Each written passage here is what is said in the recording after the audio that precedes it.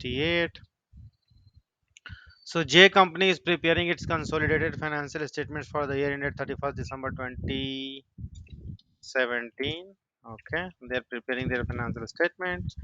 This company acquired 75% holding in H company on 1st January 2014. So looks like 3 years back they had acquired this, or maybe 4 years back they acquired this 75% of H company, and the consideration means the purchase consideration that they paid was how much?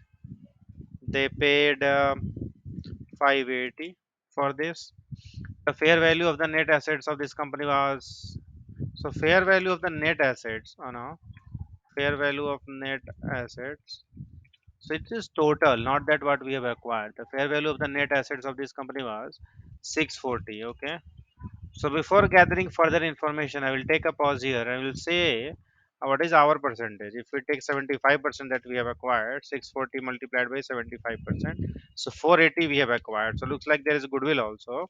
We paid 580 for 480 only. So 100,000 is will our goodwill. Okay. Then we will proceed now. Uh, the goodwill of this company impaired by 20%. Okay. So impairment, there is impairment by 20%. So how much it will be? Like we'll take this 100,000 multiplied, so 20, 100 uh, this multiplied by 20%. So 20,000 is the impairment. So now how much is our goodwill? 100,000 minus 20, 80,000. Okay, 80,000 of goodwill. All right. J company also acquired a holding of 70% of the shares in B company. Okay, so there is another company that they have acquired 70% of the shares. Okay, on 1st January, this they did on 1st January 2015. They acquired the 70%. On 1st January 15 with a goodwill of 50,000 arising on acquisition. So their goodwill is 50,000. Okay, the goodwill in has not been impaired, so there is zero impairment. They are left with 50,000 only. Hmm. Sold its entire holding of B company on 31st December 17. So what they did is they sold this B company on 31st December 17. They sold all of it. Sold all of it. Okay. Sold 100% of this another acquisition that they were talking. All of this is related to what?